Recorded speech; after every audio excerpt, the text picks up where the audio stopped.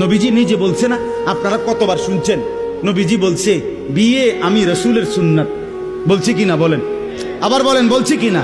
তাহলে যার সুন্নত তার মতো হইতে হবে না?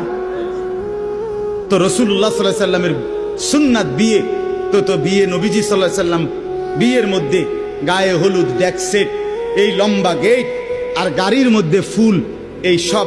আমি অনেক সময় অনেকেরই জিজ্ঞাসা করছি যে ভাই বিয়ে কার, বিয়ে কার? কইছে ওনার। আমি কই এই ফুল দিয়ে লাগাইছেন গাড়ি, বিয়ে তো প্রাইভেট কারে করানো উচিত। বেকুব যদি পুরা তার সিরা হয়, এই মাতাল হওয়ার কারণে একমাত্র তার সিরা দেখা প্রাইভেট কারের মধ্যে কি লাগাইছে। কিরে বেটা বিয়ে হইলো এতের, ফুল লাগাইলো কোথায়? প্রাইভেট কারে। পাগল কারে কয়? এই পাগলের বাতরান দেখে। বলেন আপনারা চাচা, আপনারা বলেন, এটা বিবেক নিয়ে কথা। কি বিয়ে করে এতে ফুল লাগায় প্রাইভেট কারের? বলদ নিয়ম নেই, এর থেকে বড় বলদ আর কি? আস্তাগফিরুল্লাহ, কি পরিমাণ বোকা আমরা। 10,000 টাকা কোথায় লাগাইলেন? 10,000 টাকা এই ফুলগুলো লাগাইতে গিয়ে 5,000 টাকা, 7,000 টাকা, 10,000 টাকা কোথায় দিলেন? 10,000 টাকা পেলে একজন এতিম সন্তান 1 বছর পড়ালেখা করতে পারত।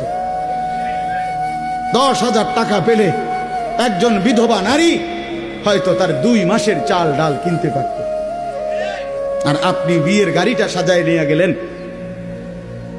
মেয়ের বাড়িতে দাঁড়াইতে দেরি, ফাওড়া দিতে দেরি, গাড়িটা থামতে দেরি, ছেলেগুলোরে নামাইলে জামাইরে নামাই নিতে নিতে পরবর্তী সর্বোচ্চ 5টা মিনিটের ভিতরে আইসা দেখবেন একটা ফুলও গাড়িতে নাই। এত বড় বেউকুফ যেটা আমার 5টা মিনিট টিকলো না, আমি কার জন্য সাজাই? কার জন্য সাজাই? এজন্য বাবা 1 নাম্বার বললাম আল্লাহর প্রতি তাওহীদ, আর 2 নাম্বার হলো পুরা জিন্দেগি রাসূলুল্লাহ সাল্লাল্লাহু আলাইহি সাল্লামকে অনুসরণ করা। 3 নাম্বার হলো আখিরাত। সবকিছুর ক্ষেত্রে ফিকির করবেন। আপনি আমি সবাই মৃত্যুর মাধ্যমে আখিরাতের দিকে যেতে হবে। কিসের দিকে? হ্যাঁ, মৃত্যু মানে শেষ না, মৃত্যু মানে সমাপ্তি না, মৃত্যু মানে শেষ না বাবা। মৃত্যু মানে আখিরাত, পরকালের জিন্দেগি, পরবর্তী অধ্যায়, নতুন অধ্যায়ের শুরু, নতুন অধ্যায়ের শুরু। এই জন্য আখিরাতকে ভুললে জীবনের কোনো অর্থ থাকে না। আখিরাতকে ভুললে মানুষ আর মানুষ থাকে না। বিশ্বাস করেন, পরকালের অনুভূতি যার নাই, কবরের অনুভূতি যার নাই, হাসরের ময়দানের বিবেক যার নাই, আল্লাহর কসম ওই ব্যক্তির জীবনের কোনো নিয়ন্ত্রণ নাই। সে যা ইচ্ছা তাই করে, জন্তু জানোয়ার যা করে। সমস্ত মানুষ যারা অপরাধ থেকে বেঁচে থাকে এবং পুণ্য কর্ম উত্তম কাজে লেগে থাকে, তার একটা মূল ফিকির তার কলিজার ভিতরে এটা আছে, আমি গুনাহ থেকে বাঁচতে হবে, আমি নেক কাজ করতে হবে। কেন? আমাকে আখিরাতে যেতে হবে। কথা বলেন না কেন? যে গুনাহ থেকে বাঁচে, কেন বাঁচে? আখিরাত আছে। যে নেক কাজ করে, কেন করে? আখিরাত, আখিরাত আছে, আখিরাত আছে। এই জন্য এই 3 জিনিস শিখা দরকার, কলিজার মধ্যে আনা দরকার। তাওহীদ, রিসালাত, আখিরাত। বলেন কি? তাওহীদ মানে লা ইলাহা ইল্লাল্লাহ, বলেন। রিসালাত মানে মুহাম্মাদুর রাসূলুল্লাহ, আর আখিরাত মানে পরকাল। এখন আসেন শেষ অংশে। আখিরাতের এই পুরা আখিরাতের পরকালের জিন্দেগিটার উদ্বোধন, শুরু মৃত্যু। মৃত্যুর মাধ্যমেই শুরু হয়। এই আমি শুধু যে আয়াতটুকু পড়ছি আপনাদেরকে শুধু তর্জমা শুনাই। আল্লাহ তাআলা বলেন, দুনিয়ার জীবনে, এই অল্প একটু, আর দুনিয়ার জীবনে যেই মানুষটা আল্লাহর নাফরমানি, অবাধ্যতা, রাসূলের বিরোধিতা, কোরআন সুন্নাহর বিরোধিতা, আল্লাহর হুকুমের বিরোধিতা করে কাফের, মুশরিক, বেঈমান, নাফরমান, পাপী হয়ে জিন্দেগিটা কাটাইছে, আল্লাহ তাআলা বলেন তার আখিরাত যে কঠিন হবে এটার প্রথম প্রমাণ হলো তার মৃত্যুর মুখে গিয়া আজরাইল মালাকুল মউত যখন আসবে, আল্লাহর কসম আল্লাহ বলেন তার মৃত্যুর যন্ত্রণাটা হবে অত্যন্ত ভয়ানক। এটা দিয়েই শুরু হবে।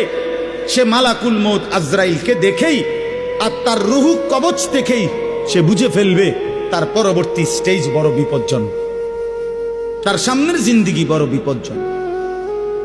আল্লাহ তাআলা বলেন সমস্ত নাফরমান ব্যক্তির জান কবজের মুহূর্তটা খুব বেশি যন্ত্রণাদায়ক, খুব বেশি যন্ত্রণাদায়ক, খুব বেশি। এই যন্ত্রণার সিস্টেম হইল, নবীজি বলছেন প্রত্যেক নাফরমান পাপী, হাদিসের মধ্যে আছে নেককার ব্যক্তি ফেরেশতা আজরাইল অত্যন্ত সুন্দর আকৃতিতে নেককার ব্যক্তির কাছে আইসা তার রুহু কবজের সময় বলবে, হে পবিত্র আত্মা, আল্লাহর সন্তুষ্টি নিয়ে তুমি বের হয়ে আসো। আল্লাহ রাসূল সাল্লাল্লাহু আলাইহি সাল্লাম বলেন কোন পাত্র থেকে পানি যেভাবে ঢেলে দেয়, এটা যেরকম আরামসে পড়ে যায় বের হয়, আল্লাহর কসম নবীজি বলেন নেককার ব্যক্তির রুহুটা মালাকুল মউত আজরাইলের হাতে এরকম আরামসে চলে আসে। আর আল্লাহ নবী সাল্লাল্লাহু আলাইহি সাল্লাম বলেন কোন নাফরমান পাপী এক নম্বরে তার মৃত্যুর সময় প্রথম হইল ফেরেশতা মালাকুল মউত আজরাইল অত্যন্ত নিকৃষ্ট বিভৎস কুৎসিত চেহারা নিয়ে তার সামনে দাঁড়াবে।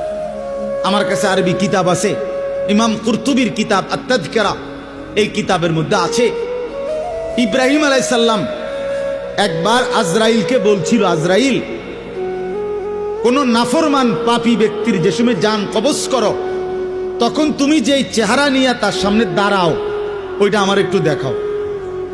কিতাবে আছে আজরাইল বলছে ইব্রাহিম আলাইহিস সালামকে যে আল্লাহর কসম আপনি সহ্য করতে পারতেন না। ইব্রাহিম আলাইহিস সালাম বলেন না, তুমি আমারে দেখাও, আমি দেখুমই। তো আজরাইল ওই আকৃতিটা ধারণ করছে। কোন পাপীর রুহু কবজের সময় উনি যেই চেহারা ধরে অত্যন্ত নিকৃষ্ট কুৎসিত চেহারা। তো কিতাবে স্পষ্ট আছে, ইমাম কুরতুবী বলেন ইব্রাহিম আলাইহিস সালাম চিৎকার দিয়ে বেহুশ হয়ে গেছে।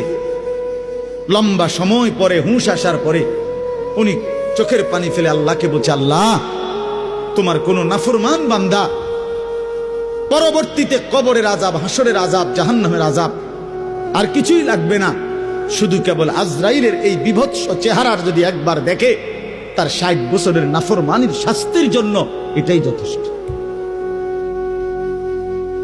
এটাই যথেষ্ট। আল্লাহ নবী সাল্লাল্লাহু আলাইহি সাল্লাম বলছেন, কোরআনে আল্লাহ বলছেন এই মালাকুল মউত আজরাইল যখন কোন পাপী নাফরমানের জান কবজ করতে আসবে, তে প্রথম এই কলিজাটার ভেতর থেকে যে রুহু আছে, এই কলজার ভিতরে কলবের ভিতরে যে রুহ, এই রুহুটা ধরে টান মারবে যখন, একটা টানে কলিজাটা ছিঁড়া, রুহুটা ছিঁড়া এই কণ্ঠনালী পর্যন্ত চলে আসবে। কাল্লা ইযা বালাগাতিত তারাকিয়া, কাল্লা ইযা বালাগাতিত তারাকিয়া। আর কিছুই না বান্দা, শোনো, যখন নাফরমান তোমার জান কবজের সময় রুহুটা চলে আসবে কণ্ঠনালীতে, এবার রুহুটা বের হতে চাইবে না, বের হতে চাইবে না, নাফরমান ছটফট করবে। আর ফেরেশতা আজরাইল, ফেরেশতা ছিঁড়া বিরা কোন জিনিসকে, কোন ধারালো লোহা, শিক, এটা যদি আগুনের মধ্যে, আপনার আগুনে পোড়ানো জিনিসের মধ্যে টান দেয় তাইলে যেরকম ছিঁড়া বিরা আসে, আল্লাহর কসম আল্লাহ রাসূল বলছে আজরাইল যখন রুহু ধরে আবার টান মারবে তো সমস্ত শরীর ছিন্ন ভিন্ন করে এই রুহু বের করে আনবে।